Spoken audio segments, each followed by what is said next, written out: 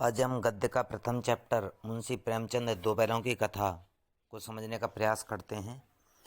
जो मुंशी प्रेमचंद थे उनका जन्म था वो 1880 ईस्वी में बनारस के एक लमही गांव में हुआ था।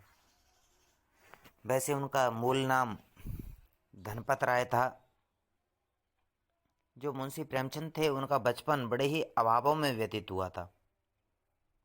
उन्होंने बीए तक की शिक्षा प्राप्त की, फिर उन्होंने शिक्षा विभाग में नौकरी की, परंतु वो बीच में ही असहयोग आंदोलन में सक्रिय भाग लेने लगे और नौकरी से उन्होंने त्यागपत्र दे दिया था। फिर धीमे धीमे वो लेखन के कार्य की ओर भी प्रवृत्त हो गए और सन 1936 ईस्वी में इन महान कथाकार का देहांत हो गया था। जो मुंशी प्रेमचंद की जो कहानियाँ हैं वो मान सरोवर के नाम से 8 भागों में संकलित हैं। वैसे उनके मुख्य रूप से सेवा सदन, प्रेमाश्रय, रंगभूमि, कायाकल्प, निर्मला, गवन, कर्मभूमि, गोदान, ये उनके मुख्य उपन्यास हैं। मुंशी प्रेमचंद को एक सफल उपन्यासकार के रूप में भी माना जाता है। उन्होंने कई पत्रिकाओं का भी संपादन किया, जिसमें हंस, जागरण, माधुरी। इसके अलावा उन्होंने अनेक प्रचुर मात्रा में गद्य का लेखन कार्य किया था। उनकी कहानियों में एक दयनीय स्थिति, दलित का शोषण, समाज में अनेक प्रकार की परेशानियों को क्या किया है, उन्होंने उजागर किया है। तो यहाँ पर भी उन्होंने एक दो बैलों की कथा के माध्यम से ऐसी ही कहानी को समावेश किया है। लेखक के अनुसार जो वो दो बैलों की कथा है उसमें कहते हैं कि एक सीधा गधा है, वो एक सीधा और निरापद जानवर है। वह सुख दुख हानि लाभ किसी भी दशा में कभी भी नहीं बदलता है। गधा होता है वो सदा एक समान ही बना रहता है। जो गधा होता है उसमें ऋषि मुनियों के ऐसे गुण होते हैं, फिर भी आदमी उसे बेवकूफ़ कहता है। गधे बैल के छोटे भाई का नाम है। जो बैल है वो भी गधा का एक छोटा भाई है, जो कई रीतियों से अपना असंतोष प्रकट करते हैं। जो जूरी और काछी थे, एक दंपत्ति, उनके पास हीरा और मोती नाम के दो स्वस्थ बैल थे, बड़े ही सुंदर बैल थे। वे अपने बैलों से प्रेम भी बहुत करते थे। और जो हीरा और मोती बैल था उनमें बड़ी ही घनिष्ठता थी, बड़ी ही घनिष्ठ मित्रता थी। एक बार जूरी ने दोनों को अपने ससुराल में खेतों में काम करने के लिए भेज दिया। वहाँ उनसे खूब काम करवाया जाता, लेकिन खाने में रूखा सूखा ही उनको भोजन दिया जाता था। अतः एक बार दोनों ने रस्सी तोड़कर जूरी के पास से वो भाग गए। जूरी उन्हें देख करके तो बड़ा खुश हुआ, लेकिन उसकी पत्नी थी वो बड़ी ही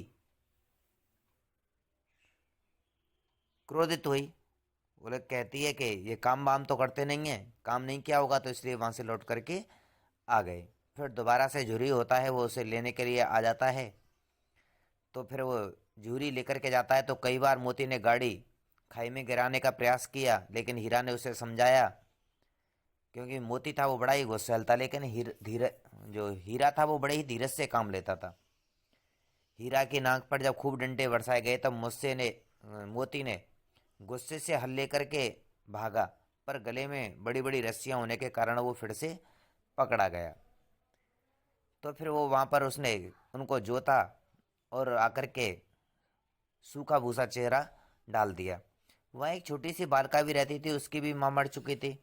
उसकी सौतेली माँ उसे बहुत मारती थी, इसलिए उन बैलों से उसे बड़ी ही आत्मीयता हो गई थी। वो रोज़ छिप कर के चोरी छिपे उनको एक दो रोटी खिला जाती थी।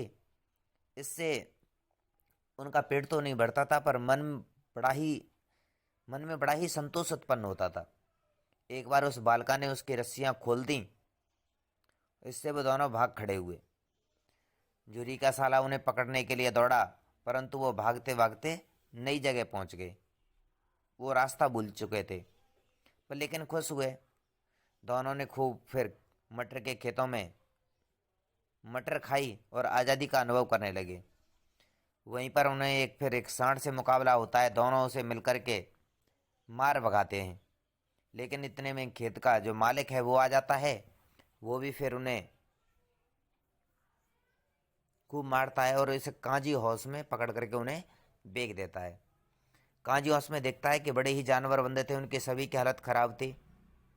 तो फिर दोनों ही उसे कांजी हाउस की जो दीवार थी उसे गिरा करके सभी जानवरों को भगा देते हैं।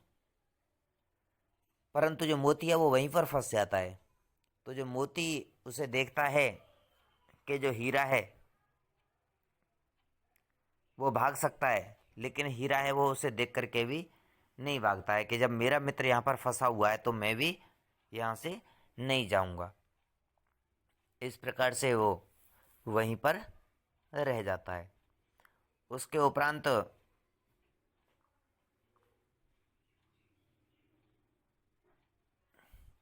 काजियों उसके मालिक को पता लगने पर उसने मोती की खूब मरम्मत की।